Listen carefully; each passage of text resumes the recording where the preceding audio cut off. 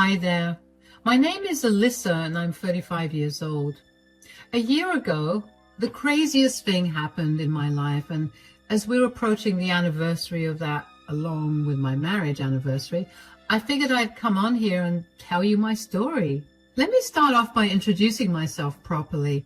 I came from a lower income family. As a result, I didn't get many of the opportunities that the rest of the kids my age got.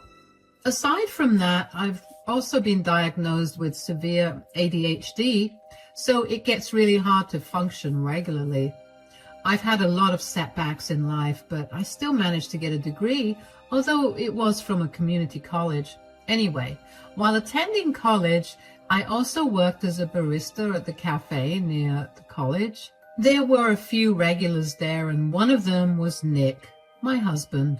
He did not attend my college, but he had high school friends who did.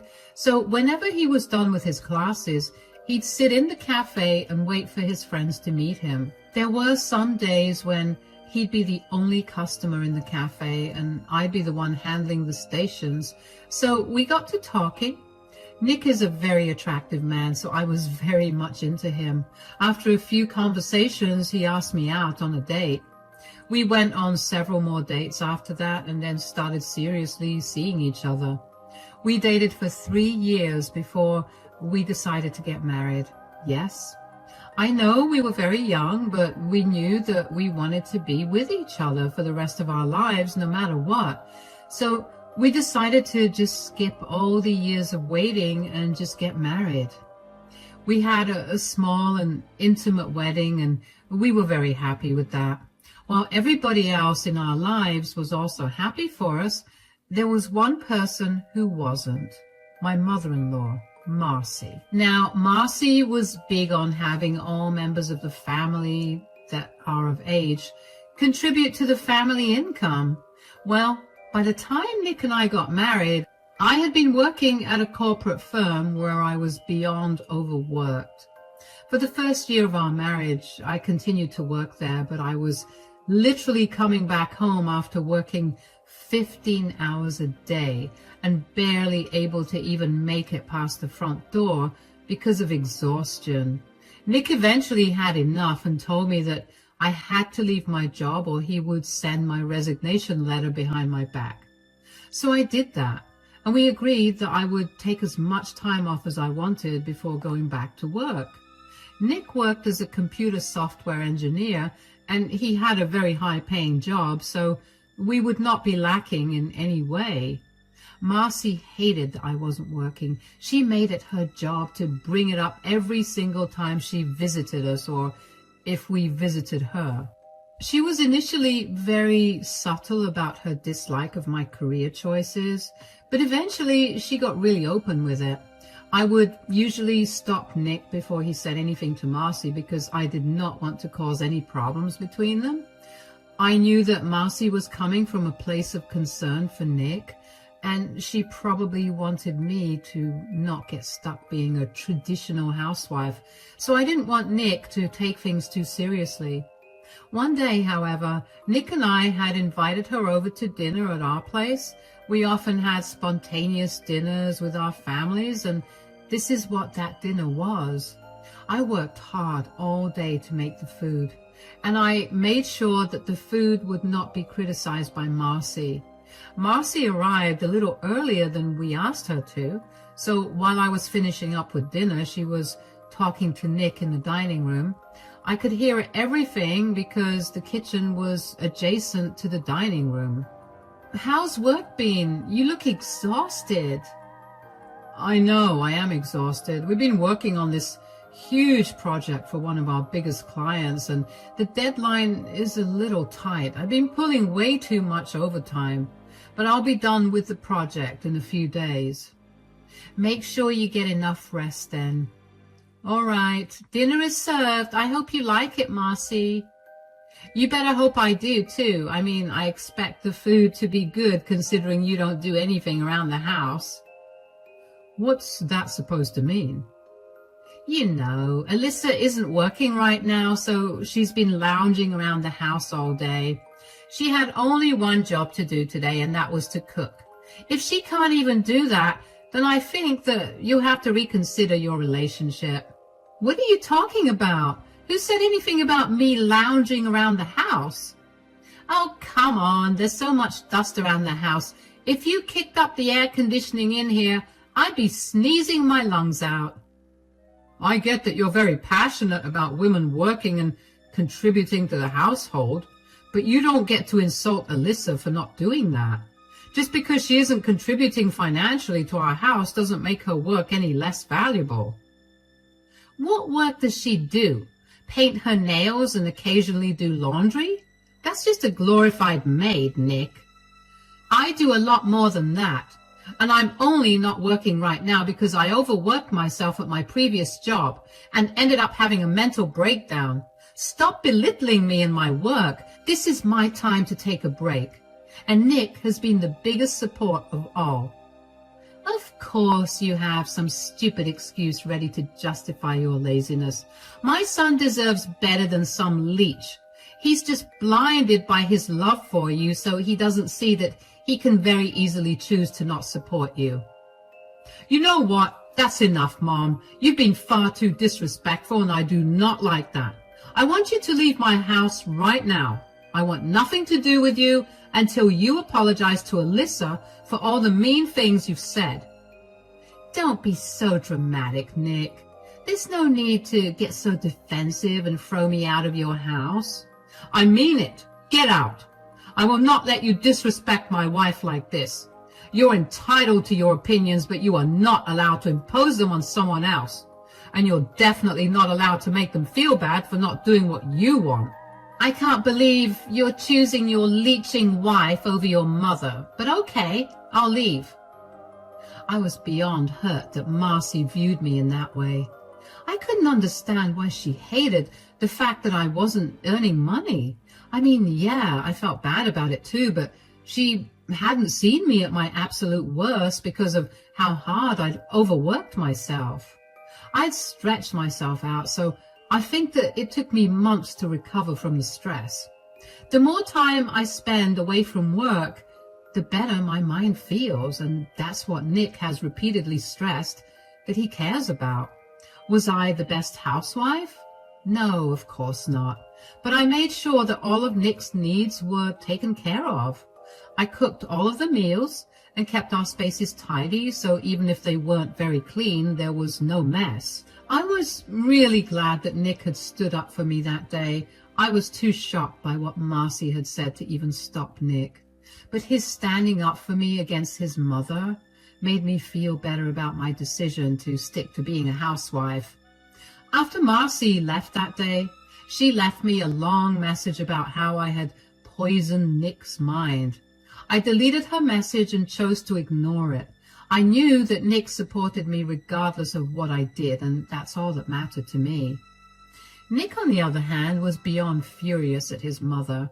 All the times that I stopped him from standing up for me bubbled up and exploded. He could not bring himself to think of his mother without getting really upset at how she'd treated me. He refused to talk to her, and initially I respected that. But then we hit the 1-year mark since we spoke to Marcy, and I began to get worried. I mean, I agreed that Marcy did disrespect me, but I didn't think Nick needed to have no contact with her for so long either. I tried to talk to Nick about it, and he told me that he'd given his mother a condition to fulfill if she wanted him to talk to her. He wanted her to apologize to me. I didn't think that would happen because if there's one thing you should know about Marcy, it's that she is very stubborn. 2 more years passed just like that. I kept trying to get Nick to contact Marcy again, but he wouldn't listen to me. Aside from that, I also began focusing on my career again, not because of what Marcy had said, but because I began to feel the need to do something better with my time. So I picked up an old hobby of mine, writing, and decided to see if I could earn anything through that. Turns out freelance writing paid me pretty well. So I tried to find various other content writing jobs over the 2 years. One particular day, I'd gotten a call from Marcy. I'm not joking, but I almost dropped my phone when I saw her caller ID. I couldn't fathom why she was calling me, but I hoped that it wasn't about any bad news. I hesitantly picked up the call. Hello? Hi, Alyssa, it's Marcy. Oh, hi Marcy, how are you? It's been a while since we last spoke. Is everything all right? Yeah, everything's good and I'm doing all right. I wanted to talk to you about something. Oh, what is it? Well, we haven't spoken in years and I've been thinking about what got us here. I then realized that I owe you an apology. Really? That is not where I saw this conversation going. I know this must be really shocking to you, but I realized I was being too narrow-minded and the last thing I wanted to do was lose my son. You were right. I should be happy that my son's happy. What happens between you two is none of my business. I overstepped by a lot, and I was too stubborn to apologize. I should have been more empathetic and kind to you. At least that way, I wouldn't have lost so many years of contact with my son. Oh, it's okay, Marcy. You don't have to apologize. It's all water under the bridge now.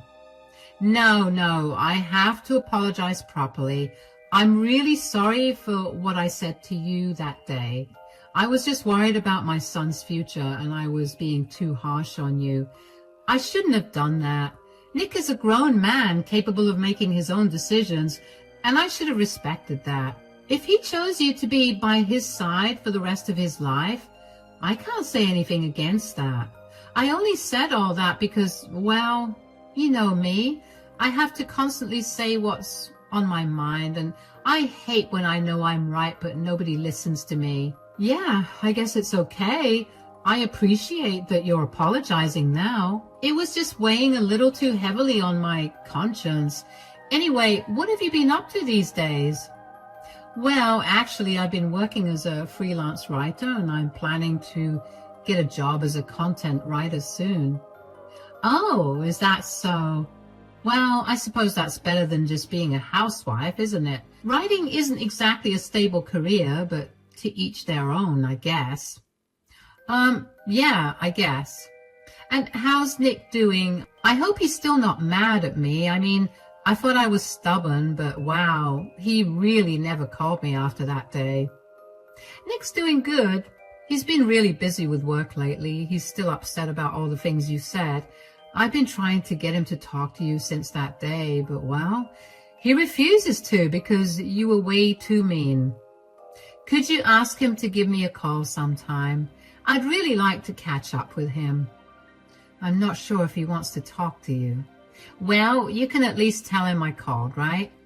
I'll try, Marcy, but I'm not sure if he wants to talk to you. Like I said, I've been trying, but he won't budge. Oh, don't be silly. He'll definitely want to talk to me now that I've apologized to you. Just let him know that I did. That kid is too stubborn for his own good. Anyway, I should get going. Take care, Alyssa. You too, Marcy. Bye. I was flabbergasted, to say the least. I remember after that phone call, I stared at my phone for a solid minute because I couldn't believe that Marcy had actually called me to apologize.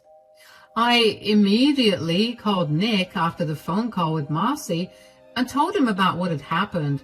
He sounded just as shocked as I was that his mother had given in and apologized. I then asked him to give her a call because she had specifically asked for him. Nick said that he would, and I finally felt like a weight had been lifted off my shoulders. It felt so weird being the reason for ruining the relationship between Nick and Marcy, and I really wanted their issues to be resolved. So when, in a week, they were back to being on good terms, I felt great. But it quickly became apparent that Marcy's apology was not a genuine one. I mean, for the first 2 months or so, she was really nice to me. She never brought up my career, not even subtly or as a joke. But then she started to bring it up slowly, and she made sure to do so when Nick wasn't around to hear her. I didn't say much to her, and I guess she took that as a cue to be bolder with her words. I would let her ramble on about her opinions of me, but I kept Nick out of it. I didn't want to be the reason for them not talking again. At some point, Nick figured out that his mother had gone back to her old ways, and I had to beg him to let it go. I had managed to land a good job where I earned a decent amount of money, so all of Marcy's words meant nothing to me. She refused to listen to me when I tried to correct her, so her words were only coming from a place of ignorance. Nick still was not okay with his mother's behavior, so we distanced ourselves from her. Luckily, Marcy didn't pry any more than I thought she would, and she let us be, mostly. That's how the years passed, and let me tell you, not having Marcy around constantly did wonders for my mental health. Nick and I were doing great too, and we began preparing to celebrate our 10-year anniversary. We had been saving up for over a year to throw a huge party. We booked a hall at a 5-star hotel 6 months in advance, so yes, we were really going all out with celebrations. About a month before our anniversary, Marcy asked us if we were free to have lunch with her one day. Nick and I reluctantly agreed and met up with her at her favorite restaurant. The lunch went mostly well, but towards the end of lunch, Marcy brought up our anniversary. So your anniversary's coming up. How long have you two been together again? Yeah, it's been 10 years. 10 years? Wow, I wonder how you two even got to be together for so long. What do you mean? I mean, no offense, but I figured that you two would break up a year into your relationship. Why would you think that? I don't know. Intuition, I guess. Well, you were wrong. I've been really happy to be with Alyssa, and I'm so glad that we'll be celebrating 10 years together. Although we've been together for 13 years, technically. Wow, that's a long time. So have you guys planned out anything to celebrate your time together? We were thinking of throwing a huge party. How huge? Like booking a hall and having all our friends and family there. We want as many people there as possible. Why do you want so many people? That's going to cost a lot. Yeah, but we've saved up enough. Besides, we have a very small wedding and we wanted to go all out for this one. When you say we saved up, do you mean only you saved up? Because I know that Alyssa can't hold a job down to save her life, and that's why she keeps reverting back to being a housewife. Alyssa actually contributed quite a lot to it. And how in the world did you arrive at the conclusion that she can't hold a job down? She's been working at the same company for the last 5 years. Not to mention, I've told you over and over again, whether Alyssa chooses to work or be a housewife, it doesn't mean she isn't doing any work. Please, we all know she's barely making anything. Everything she earns goes into funding herself and her extravagant hangouts with her friends. And I know for a fact that she doesn't do anything at home. I've come over unannounced a lot of times, and every time I get to see how filthy the house is. Okay, well, I don't see how my income or my work around the house is of any importance to our anniversary celebration. Can we just drop the topic? Of course, you want to drop the topic. You know I'm hitting close to home and you can't stand it. No, I just don't think that's necessary to discuss when we're talking about how happy Nick and I are to be celebrating 10 years together. I know you don't like my life choices, but you should be happy that I've kept Nick happy for so long. Kept Nick happy? You've worked my son to the bone. You do nothing but take all his money so you can dilly-dally and not take over any of the responsibilities. That's enough, Mom. Drop it, or you will not be invited to the party. Whatever. You'll soon realize how right I was about Alyssa being a leech. And when you come crying to me, don't expect me to comfort you. He won't be doing that. Anyway, I have to leave for work right now. Bye. I'll leave too. We'll take care of the bill. Bye, Mom. I don't know why I expected any better from Marcy.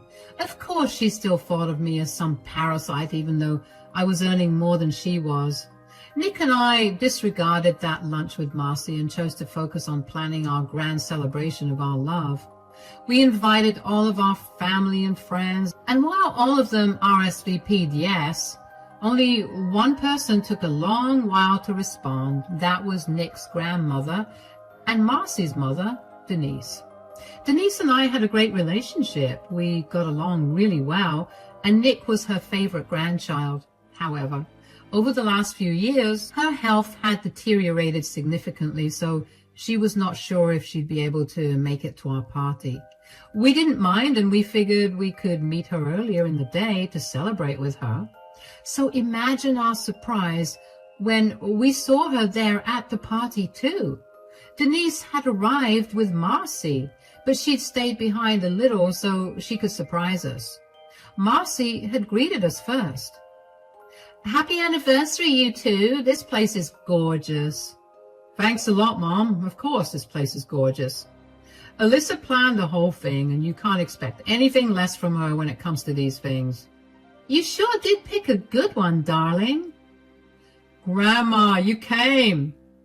"I know I'm old and all that, but I'm not missing out on any of my grandson's milestones. Happy anniversary to both of you." "Thank you so much, Denise, both for the wishes and for coming here today." "This party seems a little dull, don't you think?" "What do you mean?" "I think we need to make a toast to the lovely couple." "That won't be necessary, Mom." "Oh, that's nonsense. There's the mic." "Marcy, please, we're not making toasts. Consider this a gift to you two from my side." "Everyone, if I could have your attention, please, I'd like to make a toast to the couple, my son Nick and my daughter-in-law, Alyssa. Thank you all for being here tonight to celebrate their 10th anniversary. It's truly a milestone, isn't it? Now, I just want to say that 10 years seems like a breeze when all you do is mooch off your husband. But somehow, Alyssa, you've managed to make it look effortless. I know you must all be thinking that Alyssa's a working woman right now, but let me tell you, she barely makes minimum wage. Everything she earns goes into her own pleasure, while my poor son has to take the brunt of all the financial responsibilities." "Marcy, that's enough. I mean, really, what have you ever contributed to this marriage besides your laziness and incompetence? Shutting me up right now is of no use. I did my best to try and accept you, but every time I see you not lift a finger while my son works like a dog, my blood boils with rage, and my poor darling son. He's so blinded by his love for Alyssa that he refuses to see the truth." "Excuse me, everyone. I'm sorry to interrupt, but I cannot bear to listen to any more of Marcy's ramblings. Please do not take anything that she said seriously. She's just desperate for attention and is willing to do anything to get it." "Mom, what are you doing?" "I'm just speaking the truth, dear. Since you wanted to speak your mind about Alyssa, I figured I could speak my mind about you. You see, everyone, even if Alyssa were just a housewife or someone who barely earns minimum wage, at least she didn't steal money from her own mother, thinking she wouldn't notice." "What?" "Wait, the money that you had been saving up for your expensive surgery?" "I'm afraid so. Turns out our super feminist Wonder Woman over here lost her job 2 months ago and hasn't been able to get back on her feet. She came to me a few days ago begging me to help her out. I distinctly remember saying no. Marcy cried like a baby, but then she got herself together and asked me if she could cook me dinner. A few bites into dinner, I started to feel groggy. I ended up falling asleep pretty quickly. The next day, when I went into my safe, all the money that I had saved up for my important life-saving surgery was gone." "Mom, how could you say that? That's a lie. You have no proof."